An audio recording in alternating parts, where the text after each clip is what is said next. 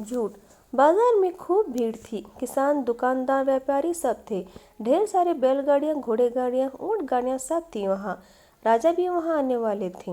अस्तबल में एक घोड़े के छोटे से बच्चे ने जन्म लिया था। घोड़े का बच्चा उठकर चलने की कोशिश कर रहा था। जैसे ही उसने चलना सीखा, अस्तबल के बाहर भागा, लेकिन बाहर की भीड़ को देखकर वह घबरा गया। इतनी शोर शराबा था बाहर कि वह डर कर एक गाय और बैल के बीच जाकर छिप गया। घोड़े का मालिक उसे ढूंढता हुआ वहां आया। उसने देखा कि उसका प्यारा सा घोड़े का बच्चा गाय बैल के बीच खड़ा है।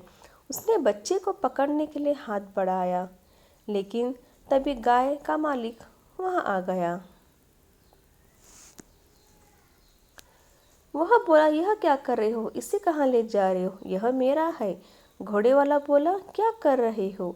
यह तो घोड़े का बच्चा है। मेरे घोड़े का बच्चा है ये। नहीं, ये बच्चा मेरे गाय का है। देखो तो कितने प्यार से खड़ा है उसके पास। गाय का मालिक बोला। छेना में झगड़ा होने लगा। तभी राजा वहां आ गए। गाय का मालिक और घोड़े का मालिक राजा के पास आए और अपनी अपनी बात बताई। राजा ने दोनों की बात सुनकर कहा, क्योंकि यह बच्चा गाय और बैल के बीच अपने अपने अपने आप को सुरक्षित महसूस कर रहा था, इसलिए वही इसके माता पिता है। राजा की आज्ञा घोड़े के मालिक को माननी ही पड़ी। उसने घोड़े का बच्चा गाय वाले को दे दिया।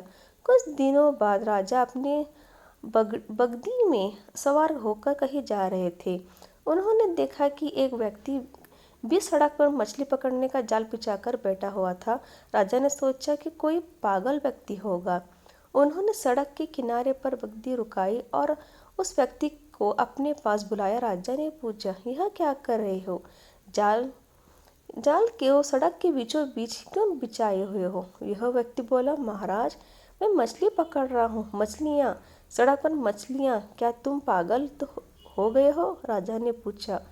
वह व्यक्ति आदर के साथ बोला, महाराज, यदि गाय और बैल का एक घोड़े के बच्चे के जन्म दे सकता है, तो फिर मैं सड़क पर मछलियाँ क्यों नहीं पकड़ सकता? महाराज ने ध्यान से देखा। अब वो उस व्यक्ति को पहचाने। यह और कोई नहीं, घोड़े का वही मालिक था जो उन्होंने बाजार में मिला था। उन्होंने तुरंत अपने सैनिकों से आज्ञा दी कि जाओ, उस गाय बैल के मालिक को बुला के लाओ तुरंत। गाय के मालिक को घोड़े का बच्चा वापस करना पड़ा। झूठ बोलने के लिए उसे सजा भी दी गई। उस दिन से 1 महीने तक वह अपनी गाय का ताज़ा दूध घोड़े के मालिक के घर भेजता था, वह भी बिल्कुल मुफ्त। पसंद आए तो लाइक और शेयर करिएगा।